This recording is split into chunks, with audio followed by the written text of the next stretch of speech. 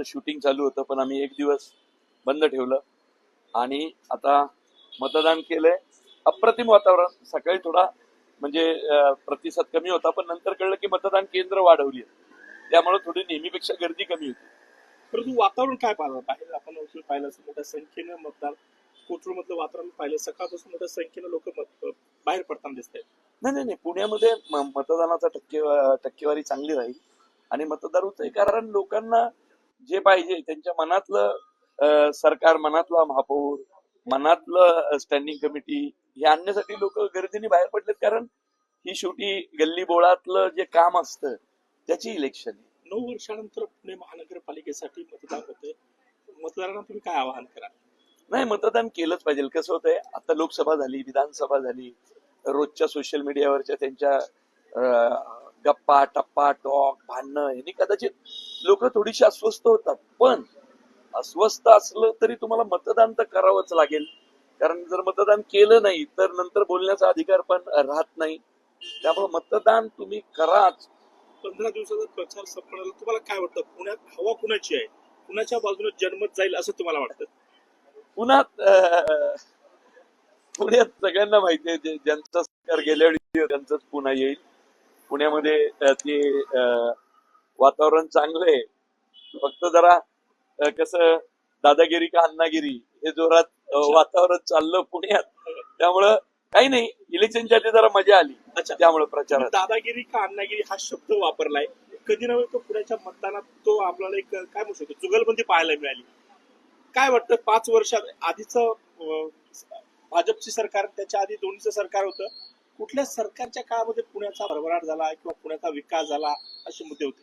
नाही, पुण्याचा विकास किंवा पुण्यातली जी डेव्हलपमेंट आहे किंवा वेगवेगळ्या गोष्टी त्या म्हणजे मला कॉलेज काळाचा असं वाटतं सुरेश कलमाडींच्या काळात जरा खूपच म्हणजे चांगले झाले होते. म्हणजे आता जे काही पुण्यातले माइलस्टोन पाहायला मिळतात मोठमोठे, पुणे मॅरेथॉन असेल, पुणे फेस्टिवल असेल, गणेश कला असेल, तिकडं बालेवाडीचं स्टेडियम असेल, ते सुरेश कलमाडी साहेबांनी त्या काळात झालं.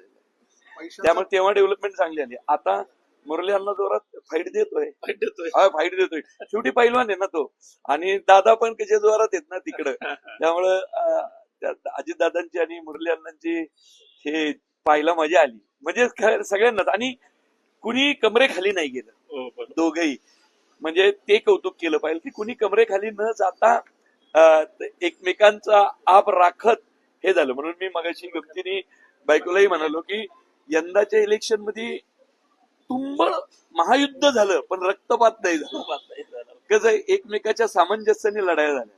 आज तू माझ्यावर 2 बाण सोड, मी उद्या तुझ्यावर सोडतो असं. परंतु आता पुण्यात दादागिरी काढण्यागिरी काय पाहायला मिळेल तुम्हाला? इथून पुढच्या काळात काय असेल? नाही, पुण्यात मुरलीधर मोहोळ जोरात राहतील. म्हणजे माझा मित्र आहे म्हणून नाही सांगत.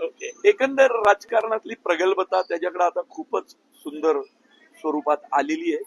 खूप जबाबदार स्टेटमेंट करतो, मोठमोठे योद्धे अंगावर घेतो. कसं आहे का, लढाई छोटी मोठी करत नाही, तो मोठा योद्धा अंगावर घेतो. आता अजितदादा काही छोटा माणूस नाही हो, राजकारणातला केवढा आणि काम करणार. अजितदादाही काम करणारा माणूस आहे. त्यामुळे मजा काय येणार आहे की मुरली अण्णाचं नवं नेतृत्व आणि दादांचा हे, आणि हे काय होय, हे उद्या 16 तारखेपर्यंत, नंतर काय परत लोकसभा विधानसभा एकत्रच लढायचे. त्या निवडणुकीत पैशांचा भडीमार झालाय. सामान्यपर्यंतचे पैसे किंवा एका प्रभावावर कोट्यवधी रुपयांचा खर्च होतो, याकडे कसं बघताय?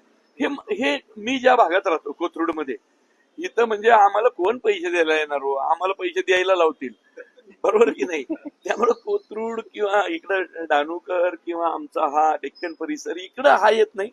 पण पुण्याच्या भागात कानावर येतं असं चाललंय. तसं चाललं असेल तर ते खूप खेदाची गोष्ट आहे. म्हणजे एकंदरच निवडणूक प्रक्रियेसाठी पैसे ही खूप खेदाची गोष्ट आहे. तुमची car, electric panel, data server आगीपासून सुरक्षित आहे का? नाही? मग आजच बसवा F protect temperature activated fire suppression device. यामध्ये आहे eco friendly non toxic pressurised liquid, जे आग लागल्यास क्षणार्धात ऍक्टिव्हेट होऊन आगीवरती मिळवते नियंत्रण. बसवण्यास अतिशय सोपे आणि सुटसुटीत टेकालिपचे एक दर्जेदार उत्पादन एफ प्रोटेक्ट.